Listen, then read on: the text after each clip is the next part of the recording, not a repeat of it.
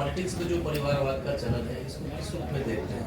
अभी हाल में जैसे लालू जी ने पर्सनल मोदी पे अटैक किया, इनका खुद का परिवार नहीं है, वो क्या देखिए, लालू जी के बयान पर कोई टीका टिप्पणी करना बेईमानी है।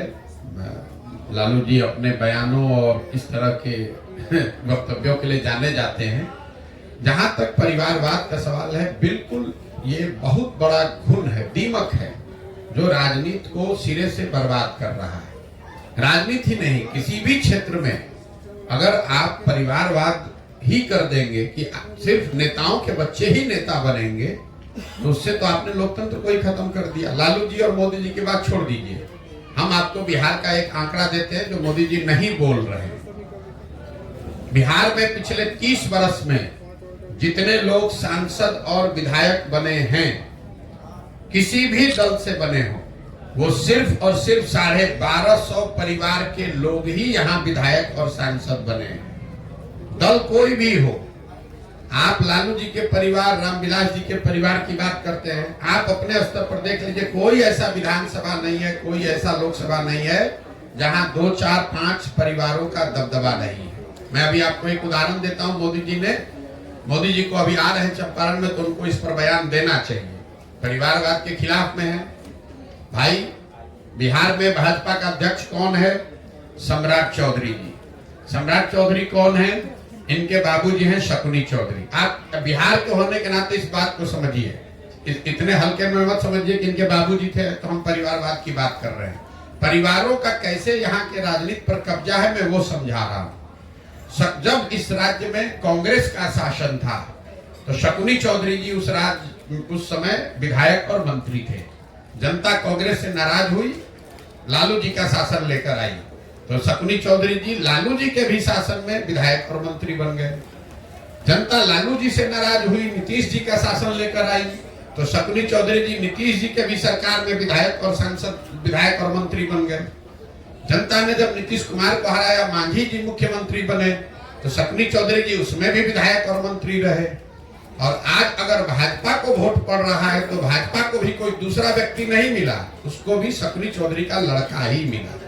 तो आप समझ रहे हैं कि हम कांग्रेस को हराए, लालू जी को हराए, नीतीश को लाए, मांझी को लाए, भाजपा को लाए, लेकिन एक ही परिवार है जो कि रूल कर रहा है। तो ये आंकड़ा याद रखिए, कोई नेता, कोई दल ये बताता नहीं है। बिहार की आबादी है 13 करोड़, यहाँ 3.5 करोड़ परिवार रहते हैं, और पिछले 30 वर्ष में कांग्रेस, जदयू, आरजेडी, रामविलास जी की पार्टी, लेफ्ट की पार्टी, सबको, भाजपा, सबको जोड़िएगा तो 3.5 करोड़ परिवारों में सिर्फ 1250 परिवार के लोग ही यहाँ विधायक सांसद बने हैं। होता यह है कि जब जिस दल का हवा चला उसी में सब जाकर बैठ गए। जनता लाचार है, नए आदमी को अवसर ही नहीं है। विधायक का लड़का ही विधायक बनेगा, पैसे वाले का लड़का, मंत्री जी का लड़का मंत्री बनेगा, और जो बिहार के बच्चे हैं उनको अवसर ही नहीं है। अगर आपको राजनीति करनी है, आप बहुत काबिल है, तो जाके झंडा ढोइए, संगठन का काम लीजिए। चुनाव लड़ने का, विधायक सांसद बनने का आपको अवसर नहीं। इसीलिए जन सुराज में आपने ये इस परिकल्पना का हिस्सा है, 1 लाख बच्चों को, आपने सहरसा में भी देखा होगा, मैंने क्लब बनवाना शुरू किया है। हर पंचायत से 8 से 10 बच्चों को, जिनके बाबूजी बड़े आदमी नहीं है, जिनके बाबूजी विधायक, मंत्री, सांसद नहीं है, ऐसे बच्चों को जन सुराज चिन्हित कर रहा है, उनको प्रशिक्षित कर रहा है, इस लक्ष्य से कि अगले 3 से 5 वर्ष में इनका प्रशिक्षण और चुनाव लड़ने की व्यवस्था उनकी योग्यता के अनुसार जन सुराज से किया जाएगा, ताकि ये बच्चे आए, राजनीति में मुखिया बने, वार्ड सदस्य बने, प्रमुख बने, विधायक क्षमता हो तो विधायक, मंत्री बने, ताकि इन परिवारों का वर्चस्व खत्म हो। ये बहुत बड़ी परेशानी का कारण है, और सिर्फ नारेबाजी करने से और आक्षेप लगाने से नहीं होगा। भाजपा के आज जितने 75 विधायक हैं बिहार में, वो भी आप देखिएगा, वो सब किसी न किसी परिवार का ही आदमी है। तो एक दूसरे पर दोषारोपण, ये पूरी व्यवस्था को ही घुन लग गया है। आप जरा समझिए, अगर गावस्कर का लड़का ही क्रिकेट खेलेगा तो आप और हम सचिन तेंदुलकर को कहाँ देखते? अगर सचिन तेंदुलकर का लड़का ही क्रिकेट में रहेगा तो विराट कोहली और रोहित शर्मा कहां से आएंगे? अगर विराट कोहली का लड़का ही क्रिकेट खेलेगा तो नए लड़के सूर्य कुमार यादव कहां से आएंगे? लोकतंत्र को इन लोगों ने, इन दलों ने खत्म कर लिया है। कुछ परिवारों ने कब्जा कर लिया। और सिर्फ ये दल विशेष की बात नहीं है। अब ये बात नहीं रह गई कि खाली कांग्रेस में परिवारवाद है कि लालू जी में परिवारवाद है। इसका जड़ इतना नीचे फैल गया है कि हर आदमी चाहता है मैं विधायक रहूं, मेरे बाद मेरा बच्चा बनेगा। कोई आदमी इससे अछूता नहीं है, कोई दल अछूता नहीं है।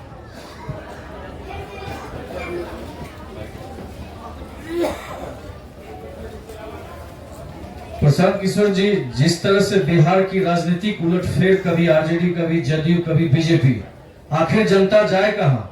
गांव का विकास नहीं हो रहा है, जिला का विकास नहीं हो रहा है, आखिर किस पर विश्वास करे जनता? जनता हमेशा ठगा जा रहा है। नहीं, देखिए, जो उलटफेर की बात कही आपने, उलटफेर राजनीति में कई लोग कहता है भाई तो राजनीति में चलता ही रहता है।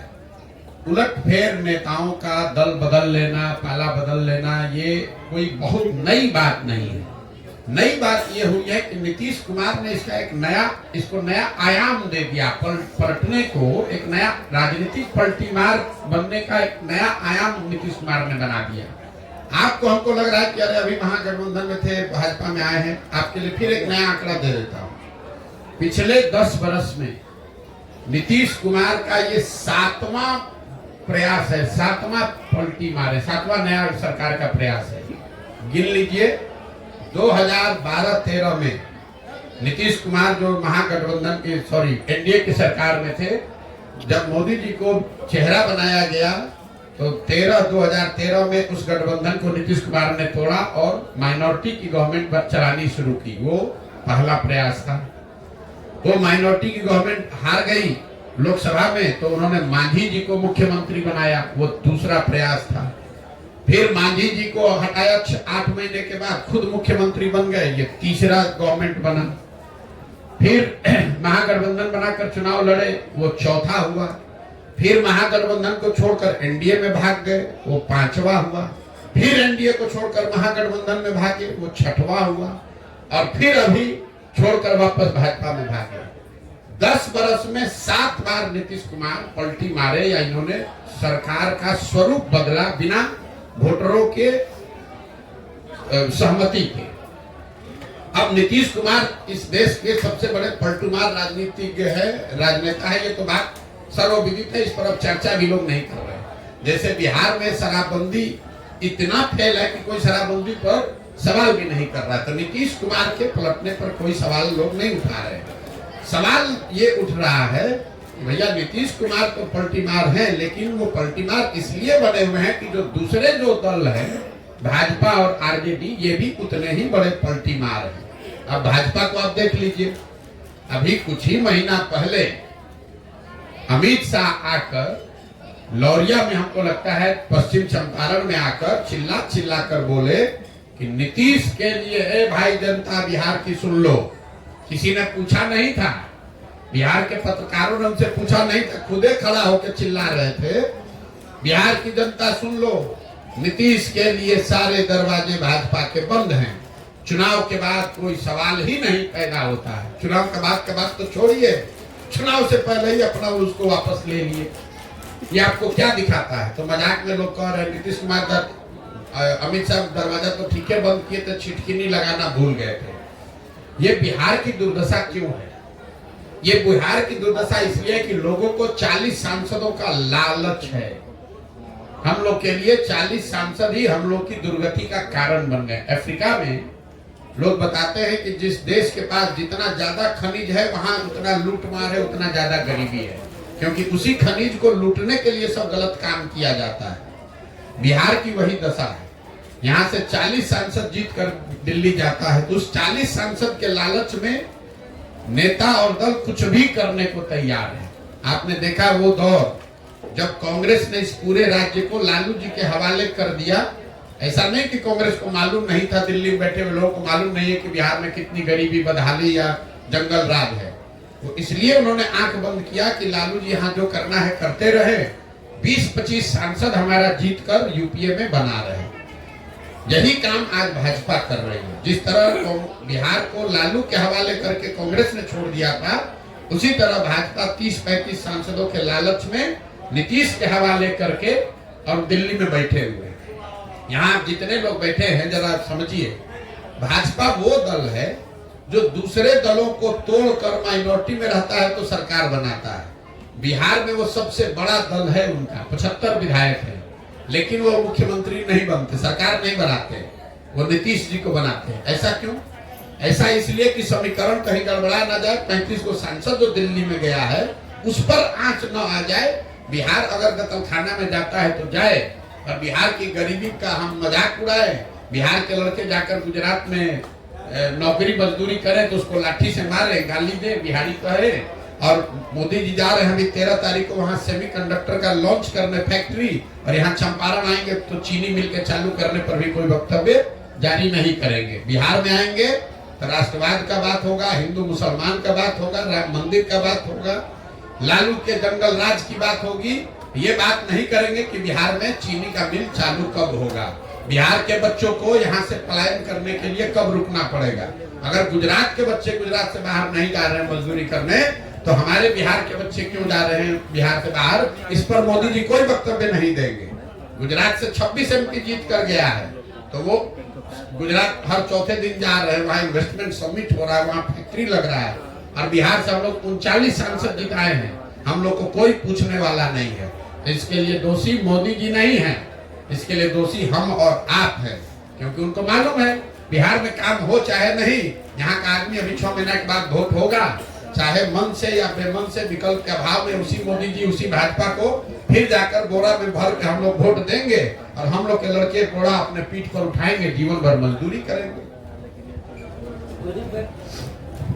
कुछ दिन पहले खबर आई थी जो आप जो है वाल्मीकि नगर से जो है लोकसभा चुनाव जो है लड़ने वाले हैं, ऐसा है। अरे मेरे भाई, मतलब पत्रकार जो है ना, आप लोग या जो सामान्य राजनीति आप लोग देखते हैं, इससे आगे देखने को तैयार ही नहीं। जब हमारा दल ही नहीं है, हमको वाल्मीकि में हमको इतने चुनाव लड़, हमने घोषणा एक बार मुंह से जो निकाल दिया उससे आगे पीछे नहीं हट सकते, दुनिया कोई ताकत नहीं हटा सकती है। 2017-18 में हमने कहा हुआ है कि 10 साल तक किसी भी लोकसभा या राज्यसभा में जाने का सवाल नहीं है। हमको अगर लोकसभा राज्यसभा में जाना है तो उसके लिए हमको वाल्मीकि नगर जाना पड़ेगा। जिस राज्य से आप कहिएगा वहां से हम जीत के कल सदन में चले जाएंगे। कोई पार्टी अपने यहाँ जिता के भेज देगी, लड़ने की जरूरत नहीं है, कोई राज्यसभा से नॉमिनेट करके भेज देगा। हमारी उसमें कोई दिलचस्पी नहीं है। पता नहीं कौन पत्रकार चला रहा है, बिना सोचे समझे वाल्मीकि नगर से लड़ रहे चुनाव। मेरे भाई, अगर हमको चुनाव लड़ना होता तो उसके लिए हमको पदयात्रा करने और वाल्मीकि नगर जाने की क्या जरूरत है? हम बंगाल से लड़ जाएंगे, आंध्रा से लड़ जाएंगे, वहीं से लड़ के जीत के जाए, बिना मेहनत को दूसरे लोग जिता के भेज देंगे। फालतू बात है। जब हमने कहा हुआ है कि हमको कोई दल से, राजनीति से, चुनाव से अभी मतलब नहीं है, हम जो काम कर रहे हैं लोगों को भरोसा ही नहीं है। इसलिए नहीं कि उनको हम पर भरोसा नहीं है, क्योंकि आपको इतना आदत लग गया है। कर नेता यहाँ रहे तो कह न रहे, देखिए नहीं चलेंगे थोड़े। हम आपको कह रहे हैं कि नहीं दल बनाएंगे। 18 महीने से चल रहे पैदल घर परिवार छोड़ के। अगर हमको चुनाव लड़ना होता, यहाँ तो बिहार में एक दिन में दल बना लेता है। तो यहाँ बिहार के भैया नेता को दल बनाने आ रहा है, हमको नहीं समझ है दल कैसे बनता है। उसके लिए 18 महीना हमको पैदल चलने की क्या जरूरत है? जब जो बात हमने कही है, जब तक बिहार को सुधारने के नजरिए से इस 3 उद्देश्य को लेकर घर से निकले हैं, इसको पूरा करने के लिए पूरा समाज में बिहार में पैदल न चलने, मत न ले, इसकी नई व्यवस्था न बना ले, तब तक इस लक्ष्य से हटने का सवाल ही नहीं पैदा होता है। धरती इधर की उधर हो जाए, मैं हटने वाला नहीं हूँ। आप ये जानते नहीं मैं जितना जिद्दी आदमी हूँ। एक बार मैंने मन में ठान लिया तो कोई नहीं हटा सकता है। नीतीश कुमार बुला के ऑफर दे दे कि भाजपा दे दे कि कांग्रेस दे दे, हम इससे हटने वाले नहीं हैं। हमने सब 10 वर्ष संयुक्त राष्ट्र संघ में काम किया, 10 वर्ष चुनाव का काम कराया राजनीति का। उसके बाद अब तय किया है कि अब मेरे जीवन का लक्ष्य है बिहार में सुधार, और इसमें 5 वर्ष लगे, 10 वर्ष लगे, 20 वर्ष लगे, पीछे हटेंगे नहीं। यहीं पर ये व्यवस्था खड़ा करेंगे। और आप इत्मीनान रखिए, धीरज रखिए, 2 वर्ष 3 वर्ष में आपको ये व्यवस्था बनती हुई दिखेगी। उतनी मेहनत ईमानदारी से उतनी मेहनत करेंगे कि वो व्यवस्था सुधरे। हमारे जीवन का लक्ष्य बिहार में सुधार है। हमारा जीवन का लक्ष्य लोकसभा में कौन लड़ रहा है, विधानसभा में कौन लड़ रहा है, कौन जीते कौन हारे, उससे क्या फायदा है? बिहार में लोग नहीं जीते हैं। बिहार ने कांग्रेस को भी 51 सांसद जिता कर देखा है। 54 में बिहार झारखंड एक था, तब भी 54 में हमको लगता है 53 जीते हुए थे 1984 में, तब भी बिहार नहीं सुधरा। आज 54 में 51 बिहार झारखंड में मोदी जी का जीता हुआ है, तब भी बिहार नहीं सुधरा। 40 में 39 जीता है, तब भी बिहार नहीं सुधरा। हम लोगों ने लालू जी का भी सामाजिक न्याय का दौर देखा, जब उन्हीं के नाम पर सब लोग वोट देता था, तब भी नहीं सुधरा। नीतीश का भी दौर देखा, तब भी नहीं सुधरा। तो प्रशांत किशोर कोई दल बनाकर चुनाव जीत जाएंगे तो बिहार सुधर जाएगा? बिहार तब सुधरेगा जब लोग यहाँ ठानेंगे कि नहीं, अब हम लोग को मजदूरी नहीं करनी है, अपने बच्चों को अनपढ़ नहीं रखना है, अपने बच्चों को मजदूर नहीं बनाना है, तब सुधरेगा। जब समाज नहीं सुधरेगा तो दलों के जीतने हारने से क्या होना है? 2015 में हम बिहार जीत गए थे ना भाई, कैबिनेट तो हमारी सलाह से बना होगा ना, हमारी सलाह से टिकट बटा होगा, उससे बिहार सुधर गया।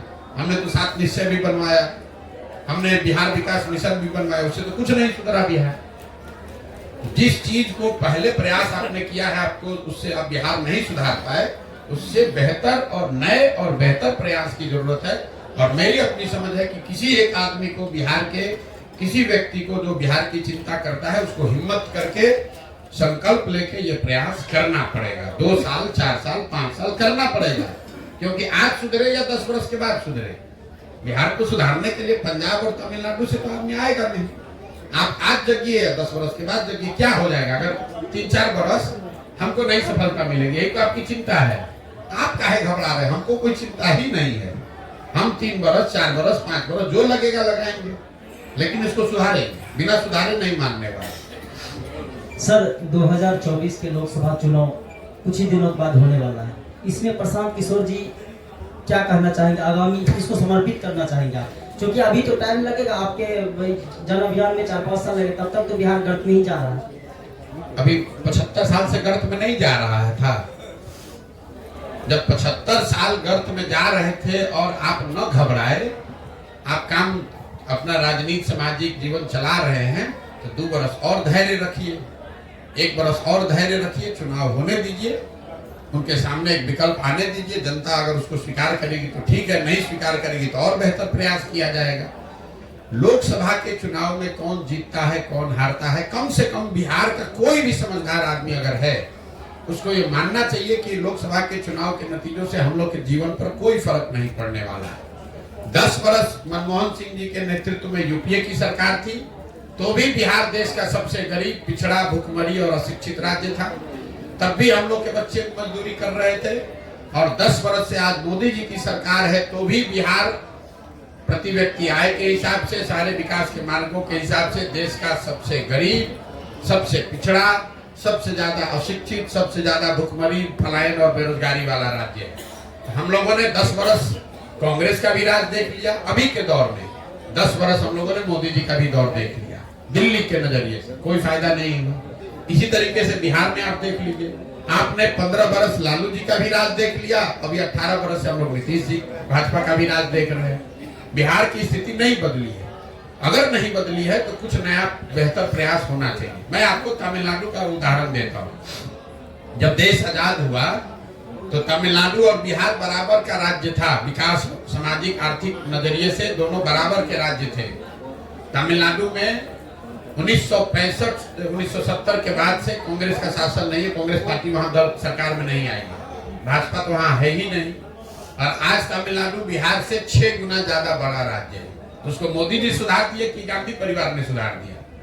तमिलनाडु को तमिलनाडु के लोगों ने सुधारा, भाजपा और कांग्रेस ने नहीं सुधारा। उसी तरह बिहार को बिहार के लोग सुधारेंगे। जब आप और हम नहीं सजग होइएगा तो मोदी जी और राहुल जी के आने से क्या होगा, लालू जी के आने से क्या होगा? मोदी जी देश के प्रधानमंत्री हैं, गुजरात के भी प्रधानमंत्री हैं, बिहार के भी प्रधानमंत्री हैं।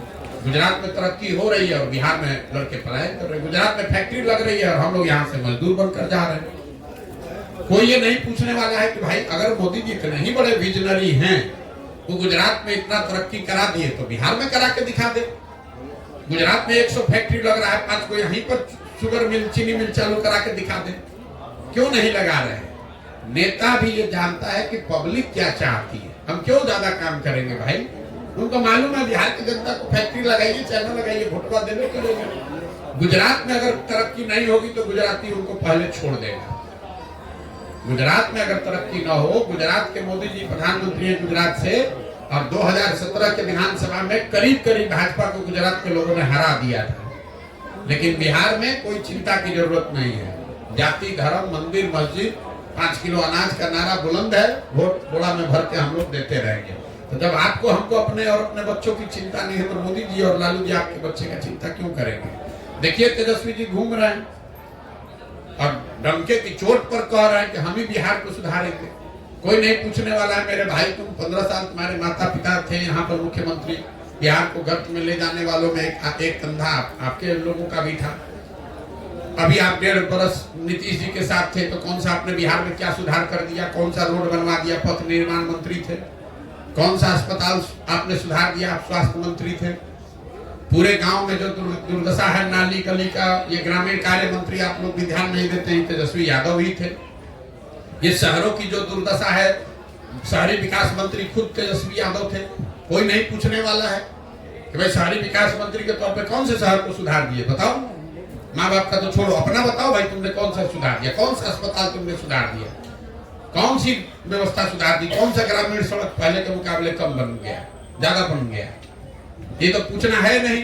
अब तेजस्वी यादव आएंगे, भाजपा विरोध, सारा जात पात, भाजपा का डर दिखाकर जो यहाँ के समाज में सबसे गरीब पिछड़ा मुसलमान है उसका वोट लेके नेतागिरी बनेगा, पगड़ी बांध कर अपना भाषण देते रहेंगे।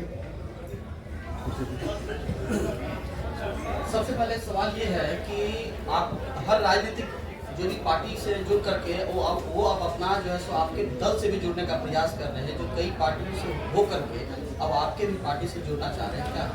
भैया मेरा पहली बात की कोई पार्टी है नहीं तो इससे जुड़ेगा कैसे? लोग इस अभियान से सोच से जुड़ रहे हैं और आपका कहना ठीक है, उसमें कुछ ऐसे लोग भी हो सकते हैं जो पहले कई दलों में या दूसरे दलों में रहे।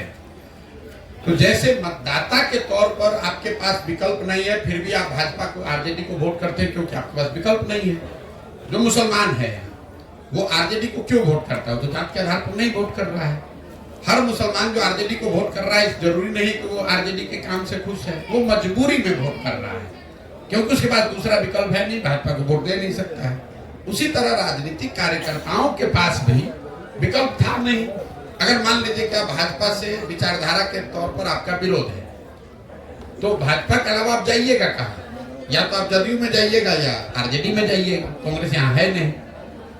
तो उन ऐसे लोग जो विकल्प के अभाव में किसी दल में पड़े हुए थे, अगर वो आते हैं और कहते हैं ना भैया हम तो जीवन भर चाहते थे कि कोई नया विकल्प बने और बनाने वाले में हम अपनी भूमिका देखते हैं, तो उसका स्वागत है। मेरा एक लास्ट सवाल है, जो अभी कुछ दिन पहले पूर्व विधायक किशोर कुमार मुन्ना जी के द्वारा आपकी जन स्वराज यात्रा का समर्थन किया गया है, क्या प्रशांत किशोर आगामी चुनाव में किशोर कुमार मुन्ना का समर्थन करने जा रहे हैं? देखिए आप जब पूरा रामायण हो जाएगा फिर आप पूछिएगा कि अब मेरे भाई किशोर कुमार मुन्ना जी या उन जैसे कई साथी जो इस बात को सोचने, समझने, देखने, समाज में जांचने परखने के बाद इससे जुड़ रहे हैं, उनका स्वागत है।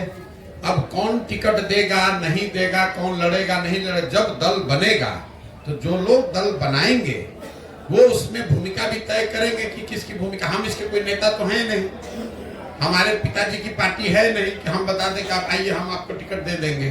और जो लोग जुड़ रहे हैं उनको ये मालूम है कि जो लोग इसको मिलकर बनाएंगे वो ये भी तय करेंगे कि दल में टिकट का बंटवारा किस आधार पर किया जाएगा। उसी आधार पर अगर किशोर कुमार मुन्ना हो कि प्रशांत किशोर हो, अगर उस आधार पर जो बनाया जाएगा फ्रेमवर्क उसमें फिट बैठेंगे, आप बैठिएगा तो आपको टिकट मिलेगा।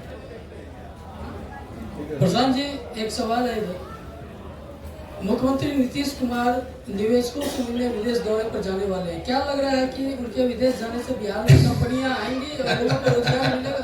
18 साल के बाद नीतीश कुमार विदेश जा रहे हैं इन्वेस्टमेंट लाने। कहाँ जा रहे हैं पता है?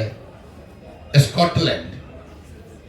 स्कॉटलैंड में कौन बड़ा भारी निवेशक बैठा हुआ है ये हमको नहीं मालूम है। स्कॉटलैंड तो हम लोग मेडिकल स्कूल कॉलेज के लिए जाने जाते हैं, स्कॉटलैंड लोग मेडिकल की पढ़ाई करने जाते थे। तो स्कॉटलैंड किस नजरिए से, कुछ दिन पहले उनके डिप्टी थे तेजस्वी यादव तो जापान गए थे, कितना रुपया आया वहां से?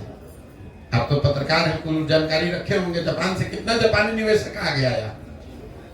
तो स्कॉटलैंड पहले उस कंट्री का जो चुनाव है उस देश का विदेशी यात्रा के लिए, लोग अमेरिका जाते हैं, यूरोप जाते हैं, जापान जाएंगे, मिडिल ईस्ट में जाएंगे जहां पर सरप्लस कैपिटल है। स्कॉटलैंड में कौन सा सरप्लस कैपिटल है जहां से कि आप पैसा लाना चाहते हो? तो खुद ही लोग परेशान है अपना, वहां सबसे ज्यादा बेरोजगारी है। 2000 अब यहाँ ये बेमानी बात है, सहरसा में बैठ के 2008 के विश्वव्यापी जो आर्थिक मंदी का दौर आया था उसमें स्कॉटलैंड जैसे देश सबसे ज्यादा प्रभावित हुए थे।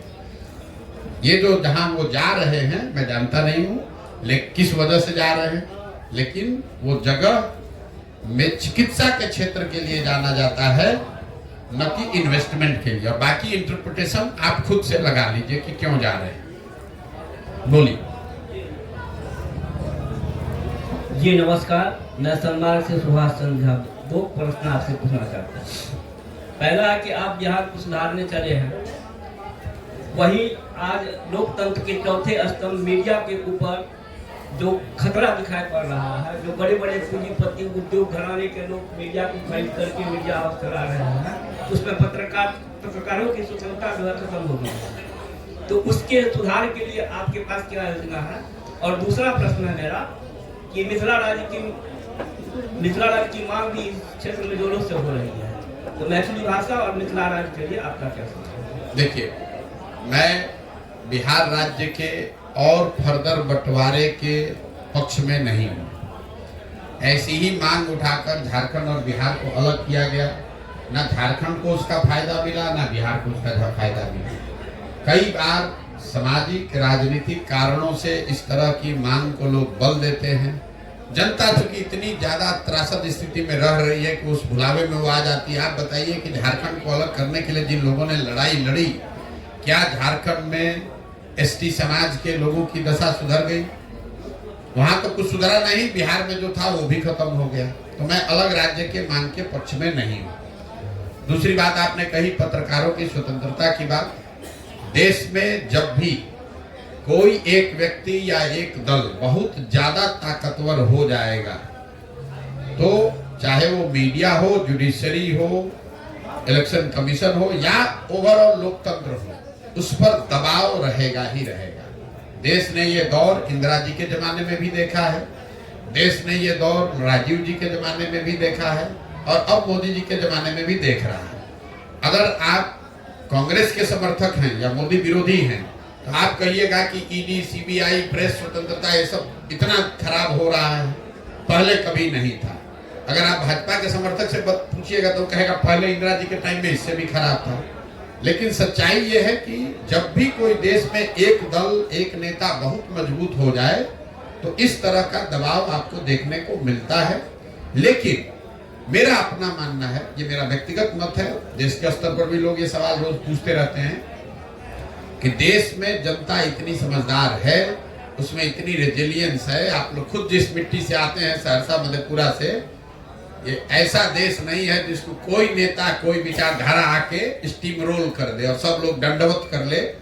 ऊपर के लोग दंडवत कर सकते हैं, मीडिया के नजरिए से मीडिया के मालिक दंडवत कर सकते हैं, पत्रकार दंडवत करने को तैयार नहीं।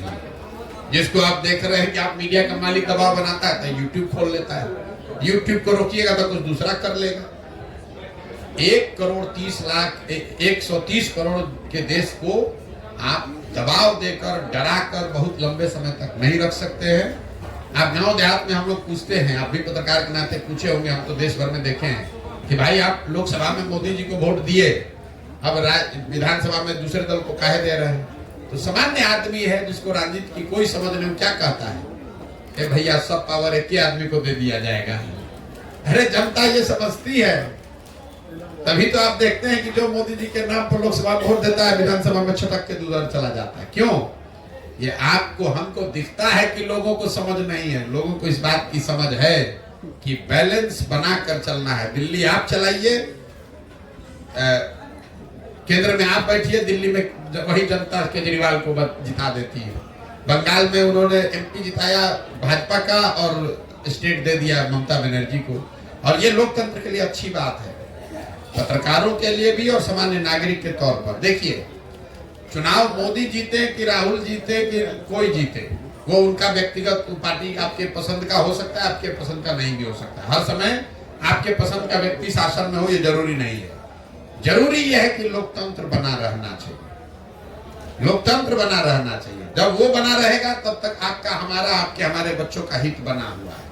मोदी जी चलाएं या कि राहुल गांधी चलाएं कि कोई तीसरा आदमी चलाए, वो बहुत चिंता का कारण नहीं है। ये तो तात्कालिक मामला है।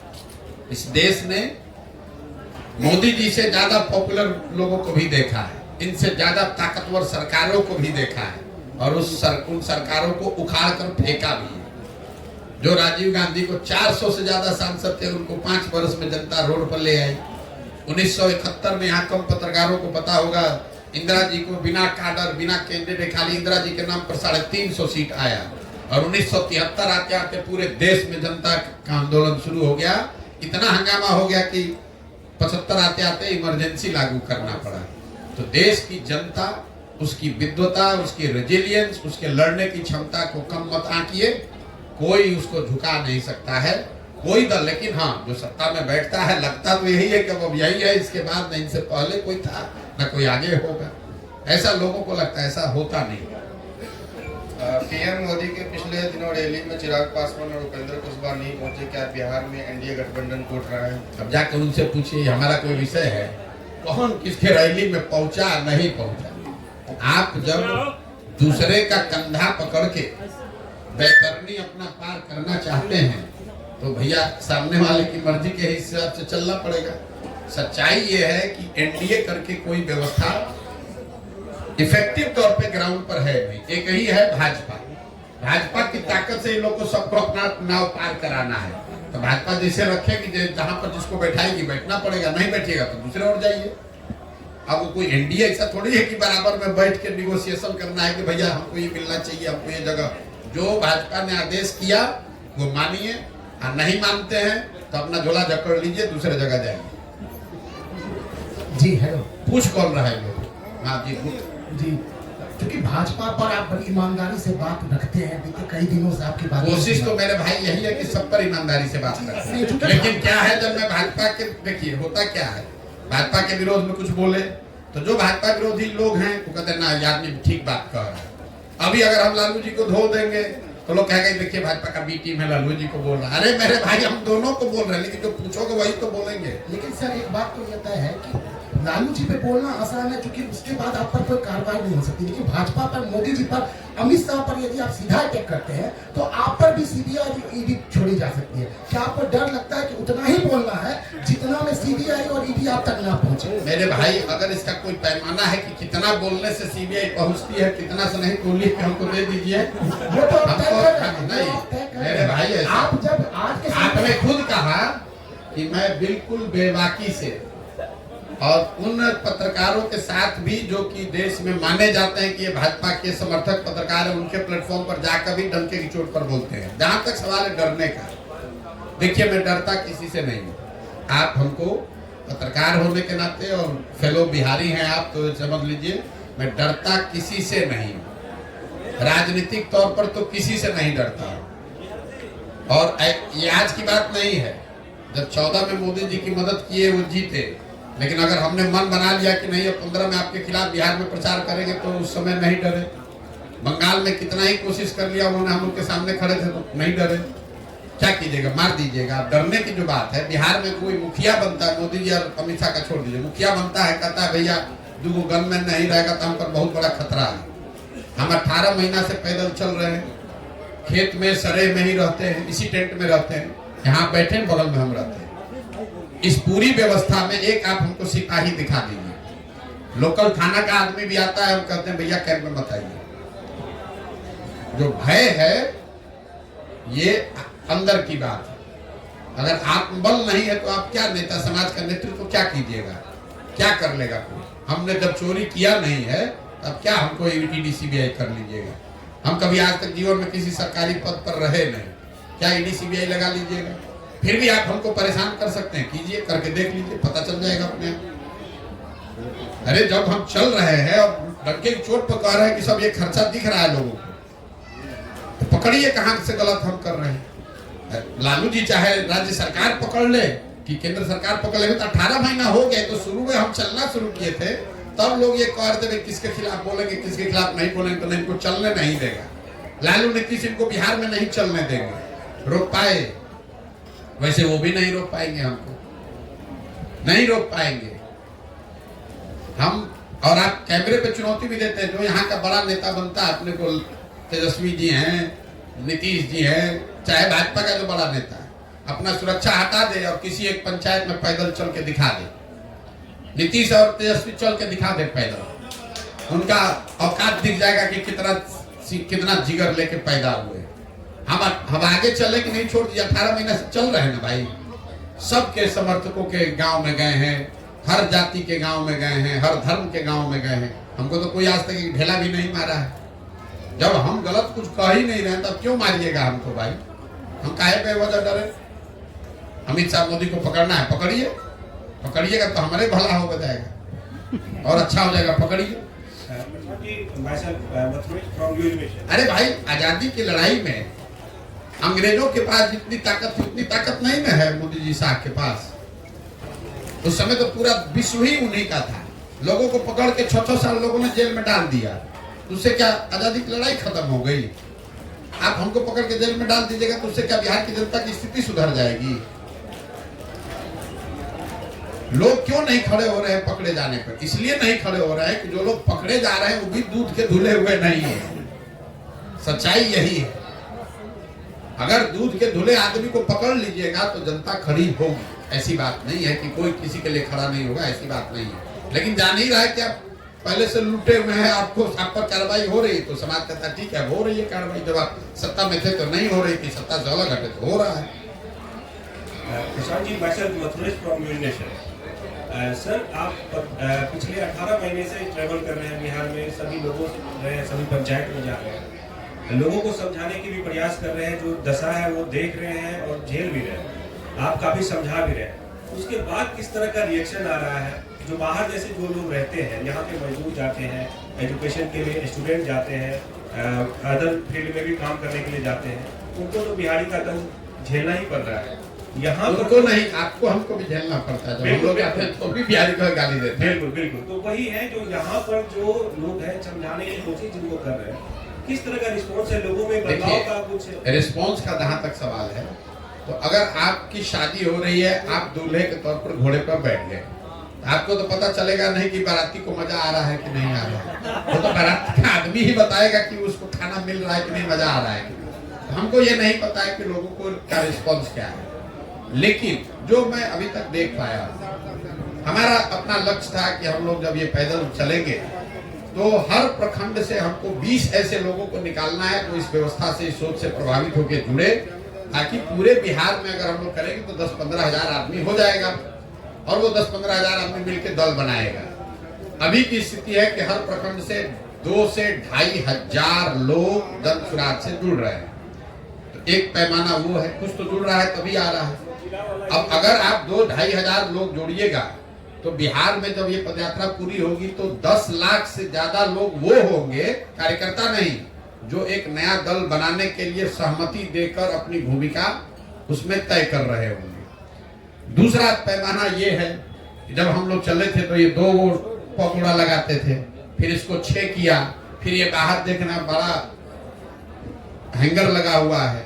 तो प्रतिदिन जितने लोगों से हम लोग मिलते हैं, अगर वो एक पैमाना देखिएगा तो वो जहां से चलना शुरू किए थे और आज में 10 गुना का अंतर है। जब चलना शुरू किए थे तो सवाल क्या था, भाई ये क्या है, ये कौन है, क्या कर रहे हैं, किस लिए कर रहे हैं। अब सवाल क्या है, भाई कर तो अच्छा रहे, बोल तो ठीक रहे, कर पाएंगे कि नहीं। सवाल अब ये है, कोई ये नहीं कह रहा है कि आप गलत बोल रहे हैं, कर पाइएगा कि नहीं। ये तो सब मान रहा है कि पहले तो लोग क्या करते थे, अरे तो बिजनेसमैन आदमी है, 1 महीने में भाग जाएंगे, क्या चलेंगे पैदल। अब वो कोई नहीं पूछ रहा है, अब ये पूछ रहा है ना भाई आप बात तो बढ़िया कह रहे हैं, समाज इसको मानेगा क्या, और मानेगा तो कितना समय लगेगा। कितना आदमी कहता ना भैया बात तो मानेगा ही मानेगा, ये हो सकता है कि 2 वर्ष के बजाय 5 वर्ष लगेगा। तो ऑलरेडी वो नीडल शिफ्ट हो रहा है। वो ये नहीं पूछ रहा है जन सुराज क्या, अब ये पूछ रहा है कि जन सुराज आ सकता है क्या। आएगा तो परिवर्तन हो सकता है क्या। तो ऑलरेडी वो फर्क उस नजरिए से हम लोग देख रहे हैं। बाकी आगे देखा जाएगा, कोई घबराहट की बात नहीं। जो देखिए, चुनाव लड़ना, लड़ाना, जीतना, हारना, ये 6 महीने का काम है। उस काम को हमने 10 बरस किया है और बहुत साइंटिफिक तरीके से करते हैं। और हम आपको अगर कल चुनाव लड़ने आएंगे तो ये बता पाएंगे कि सहरसा के किस पंचायत में कितना % वोट मिलेगा, मोटे तौर पर अनुमान से बताया जा सकता है। लेकिन आज हमारी वो प्राथमिकता नहीं।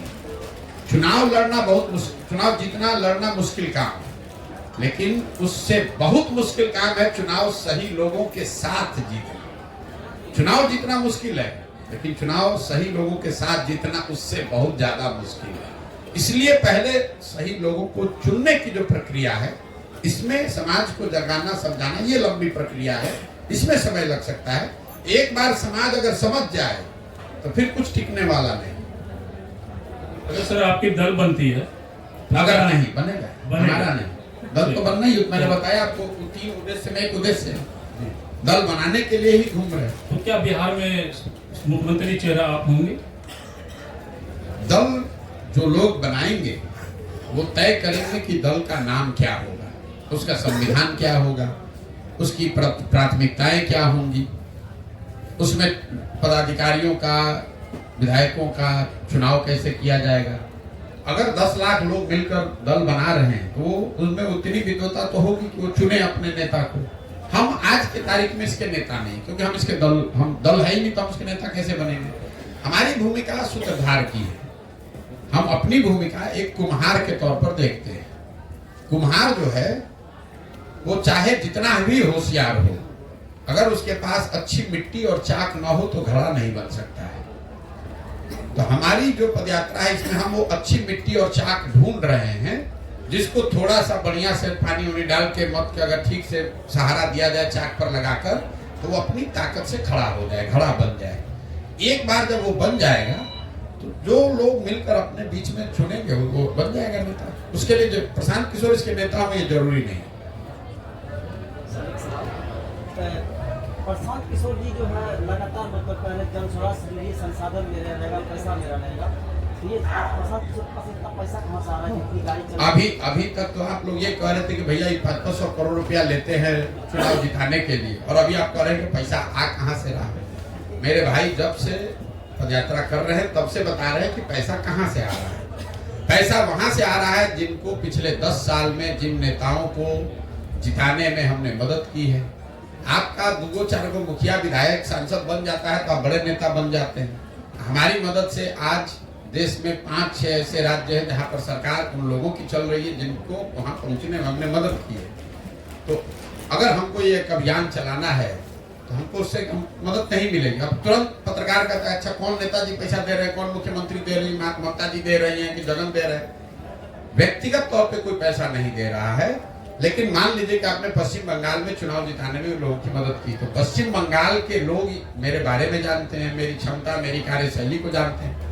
उसमें कुछ लोग जो तृणमूल के समर्थक होंगे या मेरे समर्थक हैं, वो कह रहे हैं कि नहीं, अगर प्रशांत किशोर प्रयास कर रहे हैं तो इसमें सफलता मिल सकती है, इनको मदद करो। और ऐसा पूरे देश में 6, 7, 8 राज्य में हमने काम पहले किया हुआ है, तो हमको इस व्यवस्था के लिए पैसा नहीं मिलेगा।